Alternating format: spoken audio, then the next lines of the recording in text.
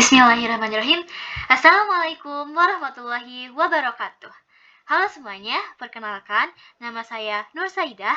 Kali ini kita akan membahas mengenai hakikat kemampuan berpikir visual dan motivasi belajar siswa. Oke, kita langsung saja ke slide selanjutnya. Kemampuan berpikir visual atau visual thinking merupakan proses interaksi antara melihat dan menggambarkan sesuatu tujuan seperti berpikir verbal melalui proses analisis pemikiran yang aktif. Sementara itu, kata visual sendiri bermakna segala sesuatu yang dapat dilihat dan direspon oleh indera penglihatan kita, yaitu mata. Nah, berasal dari kata lain, videre, yang artinya melihat, yang kemudian dimasukkan ke dalam bahasa Inggris, yaitu visual. Menurut Brasseur, Goldsmith, dan Lassalle, visual thinking atau berpikir visual adalah proses intelektual intuitif dan ide imajinasi visual, baik dalam pencitraan mental atau melalui gambar, dan menyatakan bahwa berpikir visual mengandalkan proses berpikir, bahasa, gambar visual, bentuk, pola, tekstur, dan simbol. Sedangkan menurut Cunningham pada tahun 2001, visualisasi adalah proses pembentukan gambar mental atau dengan kertas dan pensil atau dengan bantuan teknologi. Dan menurut Arkavi pada tahun 2003, visual thinking merupakan kemampuan, proses dan produk dari penciptaan, interpretasi, penggunaan dan refleksi atas gambar, image, diagram dalam pikiran kita pada kertas atau dengan alat teknologi dengan tujuan menggambarkan, menceritakan informasi, memikirkan dan mengembangkan ide-ide yang sebelumnya tidak diketahui dan memajukan pemahaman. Oleh karena itu, berdasarkan beberapa pendapat tersebut dapat disimpulkan bahwa visualisasi merupakan inti pemecahan masalah matematika. Mengapa? Karena berpikir visual adalah kemampuan untuk melihat dan memahami situasi masalah.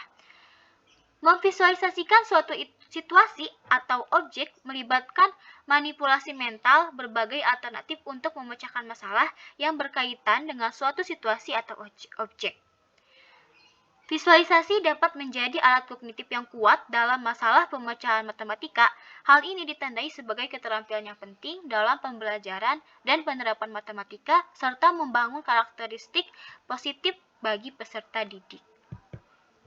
Nah, berikut merupakan indikator kemampuan berpikir visual menurut Skristia dalam bukunya Surya pada tahun 2017. Indikator yang pertama yaitu mencari dan melihat. Deskripsinya, identifikasi geometri berdasarkan tampilan secara utuh dan klasifikasikan geometri berdasarkan karakteristik yang sama. Indikator yang kedua yaitu membayangkan. Deskripsinya, melukis atau menggambar representasi dan informasi yang masih abstrak dan menggabungkan dengan pengalaman baru dengan menggunakan pengetahuan sebelum menyimpulkan pola atau membuat jenis tertentu dari data representasi yang diberikan.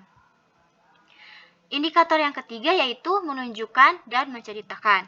Deskripsinya menjelaskan apa yang bisa dilihat dan didapat dan mengkomunikasikannya atau membuat komentar dan mewakili upaya untuk menyempurnakan dan mengidentifikasi bentuk informasi yang diberikan. Dan yang keempat, indikator perwakilan, deskripsinya, menyajikan masalah dalam bentuk visual seperti gambar, grafik, diagram, atau kata-kata yang dapat membantu untuk berhubungan dan berkomunikasi untuk menyelesaikan masalah. Nah, langkah-langkah pendekatan visual thinking menurut Bolton ada 4. Yang pertama yaitu ada looking. Pada tahap ini, peserta didik mengidentifikasi masalah dan hubungan timbal baliknya yang merupakan aktivitas melihat dan mengumpulkan. Lalu yang kedua, seeing. Pada tahap ini, peserta didik mengerti masalah dan kesempatan menyelesaikan masalah tersebut dengan aktivitas menyeleksi dan mengelompokkannya. Lalu yang ketiga, imagining. Pada tahap ini, peserta didik menggenerasikan langkah untuk menemukan solusi. Nah, kegiatannya itu pengenalan pola. Dan yang keempat atau terakhir yaitu showing and telling. Pada tahap ini, peserta didik dapat menjelaskan apa yang dilihatnya dan diperoleh kemudian mengkomunikasikannya kepada orang lain. Lalu selanjutnya yaitu peranan visual thinking menurut Pressmack. Yang pertama yaitu untuk memahami masalah. Dengan merepresentasikan masalah visual, peserta didik dapat memahami bagaimana unsur-unsur dalam masalah berhubungan satu sama lain. Lalu yang kedua, untuk memahami gaya belajar individual. Setiap peserta didik memiliki gaya tersendiri ketika menggunakan representasi visual saat pemecahan masalah. Yang ketiga yaitu untuk melihat keterkaitan atau koneksi dari masalah tersebut.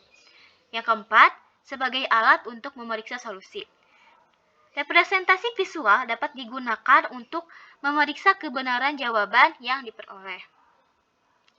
Lalu yang kelima, untuk menyederhanakan masalah.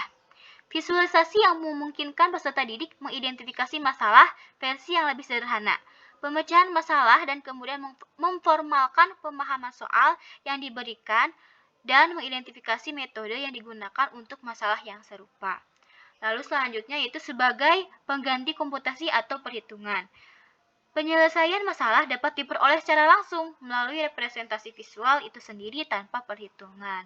Lalu yang ketujuh yaitu untuk mengubah masalah ke dalam bentuk matematis. Bentuk matematis ini dapat diperoleh dari representasi visual dalam pemecahan masalah. Nah, selanjutnya yaitu contoh soal kemampuan berpikir visual berdasarkan materi geometri. Soalnya, diketahui trapesium ABCD dan trapesium EFGH adalah kongruen. Jika panjang sisi tegaknya 12 cm, panjang dua sisi yang sejajar 13 cm dan 22 cm, coba sebutkan sisi-sisi yang sama panjang dan tentukan panjang sisi miringnya. Nah, berikut langkah-langkah yang bisa dilaksanakan atau dilakukan oleh peserta didik. Yang pertama, tuliskan apa saja yang diketahui. Yang kedua, gambarkan ilustrasi kedua trapesium berikut. Terus, tentukan strategi apa yang peserta didik gunakan. Dan yang keempat yaitu periksa kembali jawabannya dengan cara yang lain. Nah, berikut merupakan alternatif penyelesaian yang dapat dijawab oleh siswa. Indikator yang pertama yaitu mencari dan melihat. Nah, berdasarkan indikator yang pertama, kita harus mengidentifikasi apa saja yang diketahui dan apa saja yang menjadi masalah. Diketahui kan, EF sama dengan AD sama dengan 12 cm merupakan sisi tegak. Lalu GH sama dengan DC sama dengan 13 cm merupakan sisi atas. Lalu EF sama dengan AB sama dengan 22 cm sama dengan sisi alas. Yang jadi pertanyaan, mana saja sisi-sisi yang sama panjang? Lalu, berapa besar panjang sisi miring EH? Indikator yang kedua yaitu membayangkan. Nah, deskripsinya itu melukis atau menggambarkan representasi dari informasi yang masih abstrak tadi. Lalu, didapatlah kedua trapesium yang kongruen sebagai berikut. Trapesium ABCD dan trapesium EFGH. Indikator yang ketiga yaitu menunjukkan dan menceritakan. Nah, deskripsinya itu menjelaskan apa yang bisa dilihat dan didapat lalu mengkomunikasikannya mewakili upaya untuk menyempurnakan dan mengidentifikasi bentuk informasi yang diberikan. Nah, tadi kan sudah dapat dibayangkan bahwa sisi-sisi yang sama panjang adalah sisi-sisi AB sama dengan EF, lalu DC sama dengan GH, BC sama dengan EH.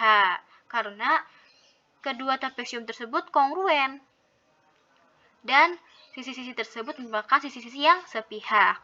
Lalu yang kedua yaitu panjang sisi miringnya.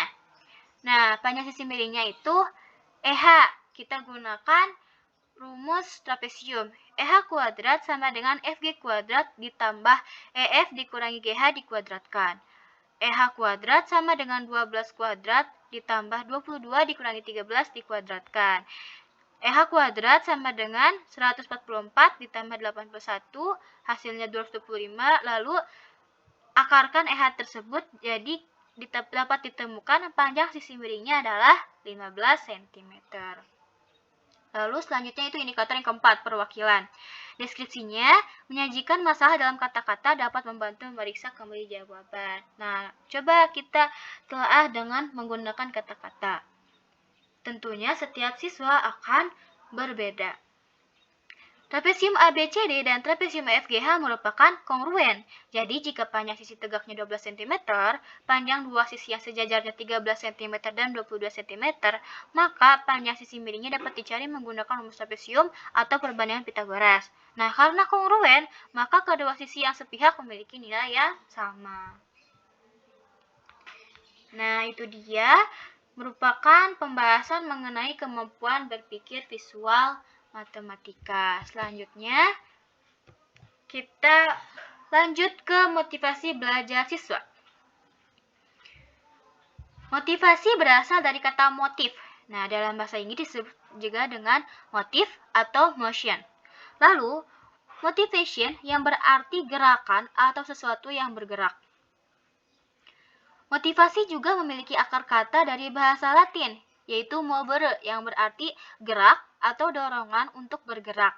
Dengan demikian, motivasi merupakan usaha-usaha yang dapat menyebabkan seseorang atau kelompok orang tertentu bergerak untuk melakukan sesuatu keinginan mencapai tujuan yang dikehendakinya atau mendapat kepuasan dengan perbuatannya.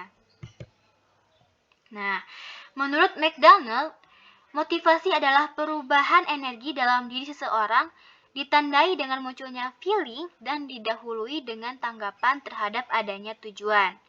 Sedangkan menurut Sadirman, motivasi belajar adalah keseluruhan daya penggerak di dalam diri peserta didik yang menimbulkan kegiatan belajar, yang menjamin keberlangsungan dari kegiatan belajar, yang memberikan arah pada kegiatan belajar, sehingga tujuan yang dikehendaki oleh subjek belajar itu dapat tercapai.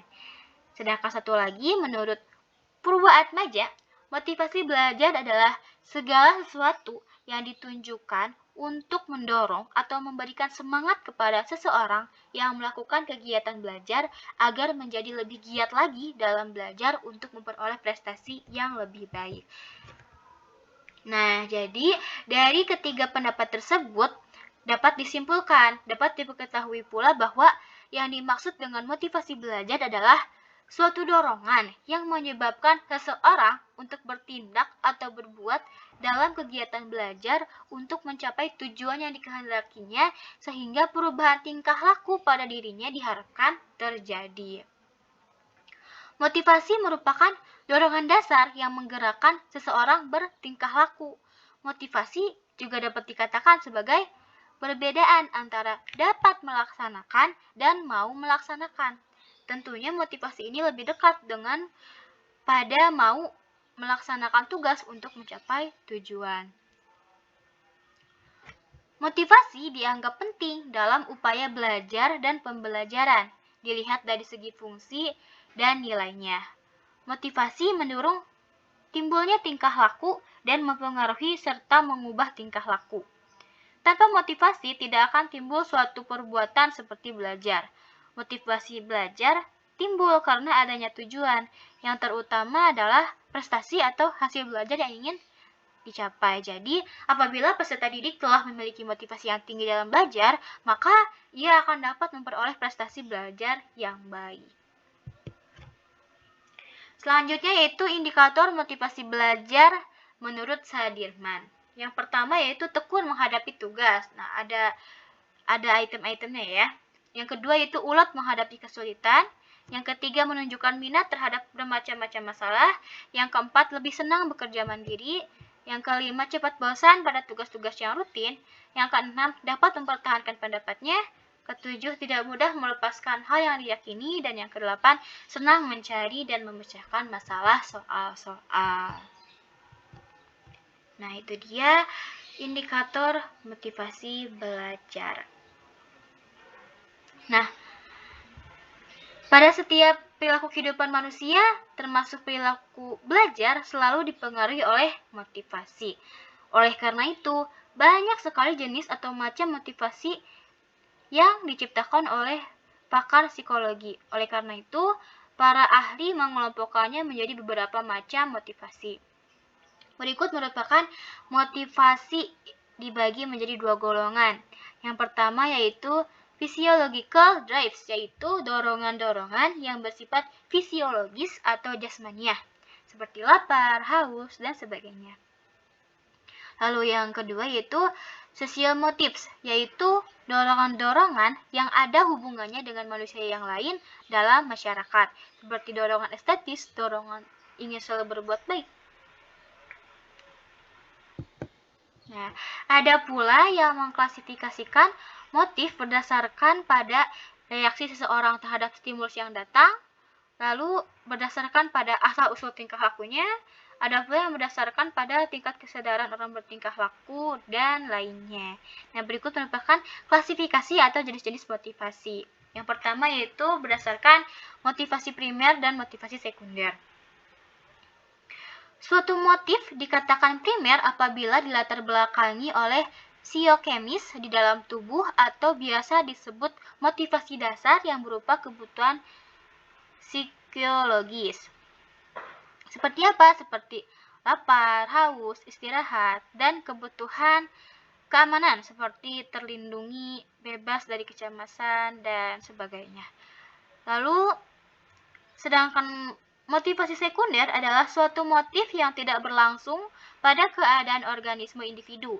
Nah, motif sekunder ini sangat bergantung pada pengalaman individu. Yang dimaksud motif sekunder itu maksudnya kebutuhan cinta dan kasih diterima dan dihargai oleh suatu kelompok. Lalu kebutuhan untuk mewujudkan pengembangan diri sendiri seperti pengembangan bakat dan pembentukan kepribadian. Selanjutnya yaitu motivasi sadar dan motivasi tak sadar. Nah, apabila ada orang yang bertingkah laku tertentu, namun orang tersebut tidak bisa mengatakan alasannya, motif yang menggerakkan motivasi tersebut adalah motivasi tak sadar. Sebaliknya, jika seseorang bertingkah laku tertentu dan mengerti alasannya berbuat demikian, berarti motif yang melatar belakangi tingkah laku tersebut disebut motif sadar. Selanjutnya yaitu jenis motivasi intrinsik dan motivasi ekstrinsik. Motivasi intrinsik yaitu motif-motif yang dapat berfungsi tanpa harus dirangsang dari luar. Jadi adanya itu dalam diri individu itu sendiri. Seseorang melakukan sesuatu karena ia ingin melakukannya. Lalu sementara itu motif ekstrinsik adalah motif-motif yang berfungsi karena ada perangsang dari luar. Misalnya, seseorang yang melakukan sesuatu karena ingin mendapatkan hadiah. Baik, selanjutnya yaitu ada faktor-faktor yang mempengaruhi motivasi belajar siswa. Yang pertama yaitu cita-cita atau aspirasi peserta didik. Yang kedua, kemampuan peserta didik. Yang ketiga, kondisi peserta didik. Yang keempat, kondisi lingkungan peserta didik. Dan yang kelima itu unsur-unsur dinamis dalam belajar. Nah, ada beberapa unsur dinamis yang dapat mempengaruhi motivasi belajar peserta didik. Yang pertama yaitu motivasi dan upaya memotivasi peserta didik untuk belajar. Kedua, bahan belajar dan upaya penyediaannya. Ketiga, alat bantu belajar dan upaya penyediaannya. Keempat, suasana belajar dan upaya pengembangannya. Dan yang kelima, kondisi subjek belajar dan upaya penyiapan serta peneguhannya. Dan yang terakhir, kondisi pendidik membelajarkan peserta didik. Nah, setelah mempelajari faktor-faktor motivasi belajar siswa, ada pula fungsi motivasi bagi peserta didik menurut Sadirman. Apa sih fungsinya? Yang pertama yaitu mendorong peserta didik untuk berbuat. Jadi, sebagai penggerak atau motor yang melepaskan energi. Yang kedua yaitu untuk menentukan arah, yakni ke arah tujuan yang tentunya hendak atau ingin dicapai oleh subjek tersebut. Yang ketiga yaitu menyeleksi perbuatan. Jadi peserta didik atau subjek dapat menentukan perbuatan-perbuatan apa yang harus dikerjakan yang serasi guna mencapai tujuannya dengan menyisihkan perbuatan-perbuatan yang tidak bermanfaat bagi tujuan tersebut. Selanjutnya yaitu teknik motivasi yang dapat dilakukan dalam pembelajaran menurut Surya Wahyuningsih. Nah, sebagai guru kita bisa melakukannya kepada peserta didik di dalam kelas. Yang pertama yaitu memberikan penghargaan dengan menggunakan kata-kata seperti ucapan, wah bagus sekali, hebat, wah, anak menakjubkan. Nah, seperti itu. Lalu yang kedua, memberikan tes dan memberikan nilai dari tes tersebut sebagai pemacu peserta didik untuk belajar lebih giat lagi. Dengan mengetahui hasil yang diperoleh dari belajarnya, maka peserta didik akan termotivasi untuk belajar lebih giat lagi, lebih baik lagi dari sebelumnya.